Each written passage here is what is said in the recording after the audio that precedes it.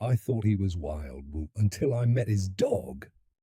So, I've been living in this suburban apartment complex for about 6 months now, 25 years old, finally out of my parents' basement, feeling like an adult with my IKEA furniture and a fridge that's 90% condiments. It's one of those quiet, cookie-cutter neighborhoods outside the city. Think cul-de-sacs, minivans, and nosy HOA types who care way too much about your lawn. My building's pretty chill, though. 2 floors, 4 units, and my apartment's on the ground level. The only real quirk, the guy upstairs, let's call him Dave, because I don't actually know his name, and he looks like a Dave. Dave's noises started about a month after I moved in. At first, it was normal stuff. Footsteps, the occasional thud, like he dropped his phone, maybe a chair scraping across the floor.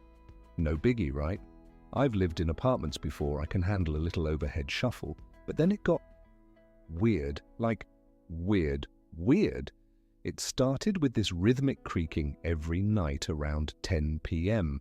Picture me, sprawled on my couch half watching some Netflix true crime doc when I hear it. Creak, creak, creak. Steady, like a metronome. My brain immediately went where any